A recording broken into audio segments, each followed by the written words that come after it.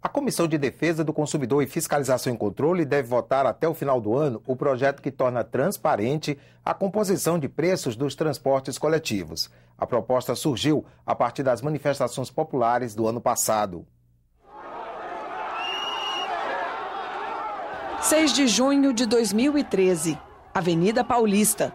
Um grupo de jovens se reuniu para contestar o aumento de 20 centavos na tarifa do ônibus. Foi o estopim para uma série de protestos em todo o país. As manifestações inspiraram iniciativas para atender os pedidos da população. É o caso de uma proposta em análise no Senado. Ela determina que as informações ligadas ao processo de reajuste das tarifas do transporte coletivo sejam divulgadas. O senhor sabe o que entra no cálculo da tarifa de ônibus? Não sei responder no momento. Não tenho nem ideia. Eu sei que deve ter o custo operacional, custo de empregado, manutenção, tudo isso. O cálculo, ele prevê custos fixos e custos variáveis. Custos fixos são, por exemplo, a frota, são a mão de obra e custos administrativos gerais. E custos variáveis são aqueles custos que estão diretamente relacionados com a quilometragem percorrida. A Política Nacional de Mobilidade Urbana menciona expressamente que o público deve ter acesso às informações no caso de revisão extraordinária das tarifas, que é quando algo imprevisível acontece. Por exemplo, um aumento acima do esperado no preço do diesel. A proposta em tramitação no Senado reforça essa determinação e garante transparência também nos demais casos de reajuste, que são aqueles previstos em contrato ou para repor a inflação. Quanto é que se gasta pagando o motorista? Quanto se gasta pagando o trocador, o administrador, o mecânico? Quanto é a depreciação do equipamento, digamos assim, do carro, do ônibus?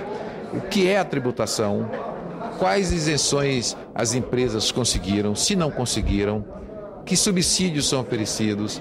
Como é que é feito o pagamento do Vale Transporte? Se o Vale Transporte é antecipado para as empresas, se não é antecipado, não onerará substantivamente o trabalhador brasileiro, que é o que mais precisa de transporte público. Eu acho absolutamente, digamos, inócuo, né, o poder público dizer quais são os custos do sistema. O público tem de saber qual é o serviço que ele está pagando, qual é o serviço que está sendo operado, se realmente o serviço que está sendo operado é aquilo que estava programado, e ele tem de saber realmente as regras do contrato. Apesar de as informações sobre as tarifas não serem públicas, o Tribunal de Contas da União tem fiscalizado os aumentos das passagens. Pode realizar auditorias para verificar se os reajustes ou revisões tarifárias nos contratos de concessões foram feitas de maneira consistente ou se há alguma irregularidade nesses processos. Não custa quase nada ao governo municipal ter uma página na internet, divulgar nos jornais da cidade, colocar nas emissoras de rádio, na televisão, para a população saber que o preço de cada motorista é tanto, o preço de cada trocador é tanto, de cada mecânico é tanto, que cada empresa precisa de ter essa qualidade do ponto de vista de presença de pessoal para prestar o serviço e que isso vai colocar a tarifa num preço X.